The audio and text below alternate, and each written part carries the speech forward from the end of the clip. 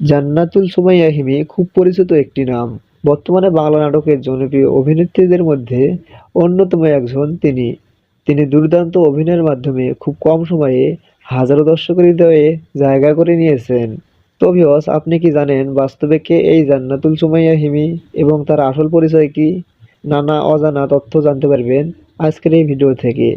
তো ভিউয়ার্স, মূল ভিডিওতে যাওয়ার আগে আপনি যদি আমাদের চ্যানেলে নতুন হয়ে থাকেন তাহলে চ্যানেলটি সাবস্ক্রাইব করে সাথে থাকুন পরবর্তী ভিডিওর আপডেট পেতে। ধন্যবাদ। হিমির আসল নাম জান্নাতুল সুমাইয়া হিমি, আর তার ডাক নাম হিমি। হিমি পেশায় একজন অভিনেত্রী ও মডেল।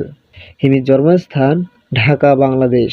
হিমি জন্মগ্রহণ করেন 17 ফেব্রুয়ারি 1997 সালে। সেই হিসেবে বর্তমানে তার বয়স 27 বছর। হিমির উচ্চতা 5 ফুট 8 ইঞ্চি এবং ওজন প্রায় 54 কেজির মতো।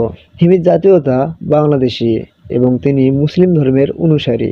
হিমির প্রধান শখ হচ্ছে শপিং করা ও ভ্রমণ করা। হিমির রিলেশনের ব্যাপারে বলতে গেলে হিমি এখনও নিজেকে সিঙ্গেল বলে দাবি করে থাকেন। হিমির শিক্ষা জীবন। হিমি ঢাকা ইডেন কলেজ থেকে পড়ালেখা শেষ করেছেন।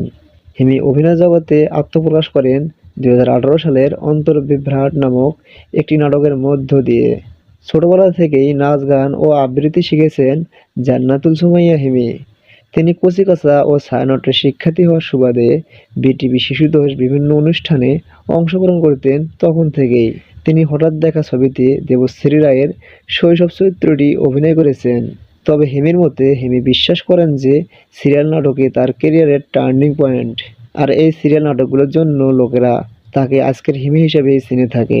শৈশবকাল থেকেই হিমি নাচ, গান ও অভিনয়ে মগ্ন ছিল। তিনি আয়নার সামনে দাঁড়িয়ে মডেলিং করতে বেশ পছন্দ করতেন। মেয়ের আগ্রহ দেখে মা 8 বছর বয়সে তাকে কচিকাঁচার মেলায় একটি ক্লাবে ভর্তি করান।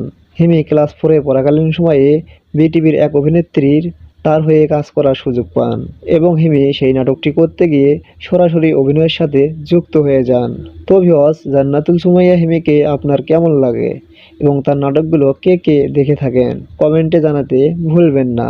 সকলের সুস্বাস্থ্য এবং দীর্ঘায়ু কামনা করে আজকের পর্ব এখানে শেষ করতে যাচ্ছি। দেখা হবে নতুন কোনো ভিডিওতে। আল্লাহ হাফেজ।